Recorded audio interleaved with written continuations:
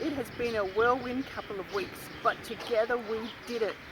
The project started out as a real concern that a full lockdown to protect from COVID-19 here in Cambodia would result in loss of lives due to extreme poverty. That led me to ask many of you to pray. That also led to a conversation with the leader of the sub-district of Snao on the outskirts of Phnom Penh.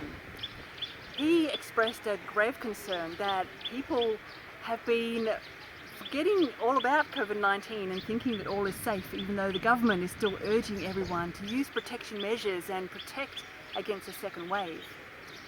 We formulated a project proposal, and on Sunday, the 3rd of May, I asked many of you to join in raising about $4,000. The plan is to provide training and then supplies such as masks and sanitiser for all of the village leadership teams and the key leaders in the sub-district, like the police and the teachers as well.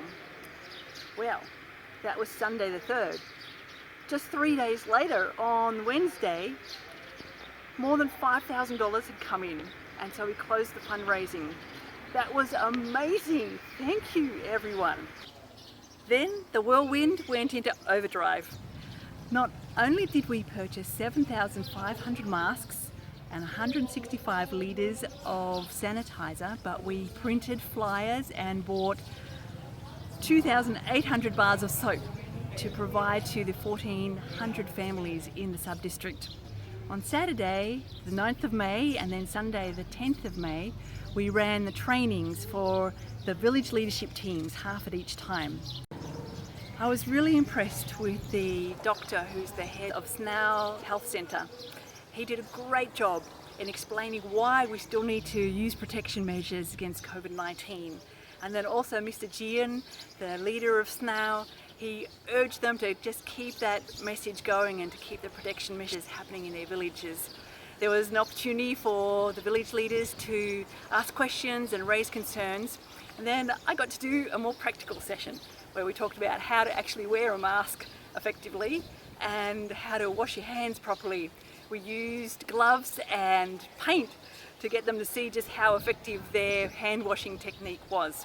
And then 2 days later, we provided the same sanitation supplies to the teachers in the 4 schools that are in Snao sub-district, as well as getting the leaders to come in and collect the soap for distribution into all of their households in all their villages. Once my part was over, I went to visit a few of the families of disciples in Tuliop village, and I was really happy to see that right then while I was there in both of the households, some of the village leaders came by and were distributing the flyers and soap. So I want to say again a really big thank you that you've made it happen. Please keep praying for Cambodia to be spared an out of control spread of COVID-19 on a second wave. And please pray also for the multiplication of disciples at this time. It's a time where the financial impact of COVID-19 is already having an effect on almost every family. But you know what? God is at work and you're a part of it too. Thank you so much.